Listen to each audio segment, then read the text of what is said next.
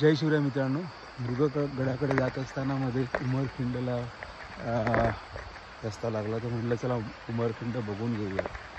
तुम्ही उमरखिंड आहे या ठिकाणी तुम्ही बघू शकाल. इतिहास रचला गेला. पलीकडे हीच ती जागा आहे ज्या ठिकाणी तानाजी मालुसरे यांनी लढा दिला होता. संत मावळ्यांसोबत बघू शकता. आणि ती पावनभूमी आहे.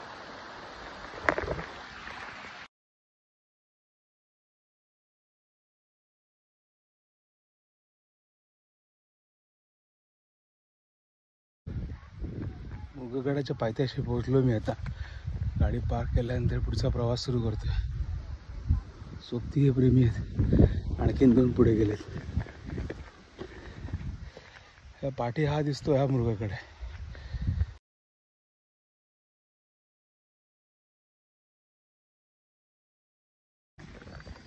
निघालोय आणि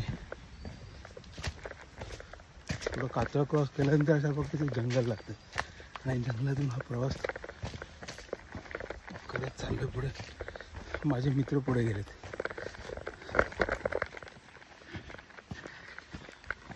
पुढे 4 आहेत, पाठी 1 आहे, 5वा. अशा प्रकारे आम्ही 6 जण मिळून मृगगडावर चाललो.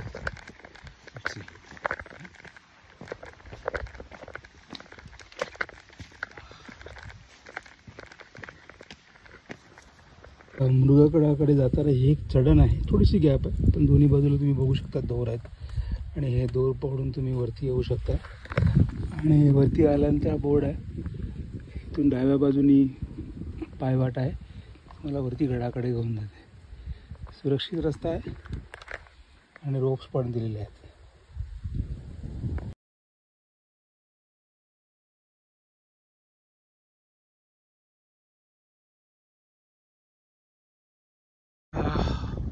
जय शिवराय मित्रांनो, आता पोहोचलो गडावरती. माझे पार्टनर्स माझ्यासोबत आहे.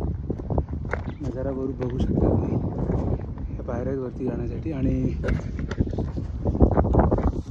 ती वार आहे त्या ठिकाणी वरती आलो. पलीकडे ते गाव दिसायचं.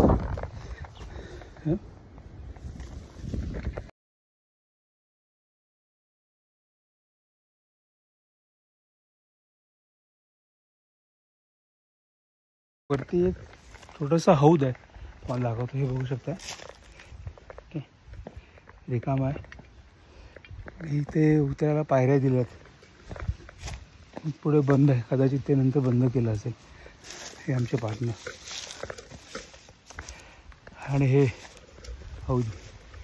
अशा प्रकारे गड किल्ल्यावरती बाकी जुने असे अवशेष आढळतात. ते फारसं गडावरती काय नाही, पण छान गड आहे.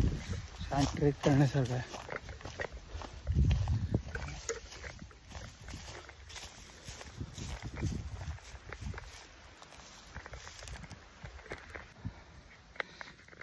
गडाच्या सर्वात वरच्या भागावर आपण आलो आहोत.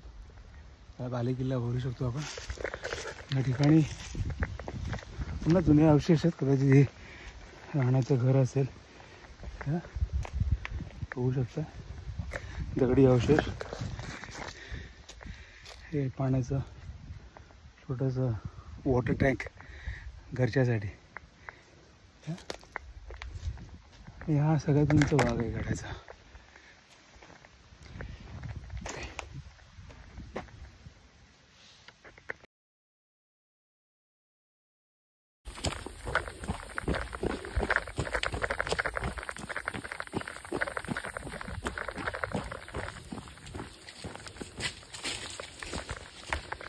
आणि अशा प्रकारे आम्ही हा गड पार करून मी आणि माझे 5 पार्टनर दिसतात तुम्हाला. आम्ही सगळी खाली उतरलोच. जय शिवराय.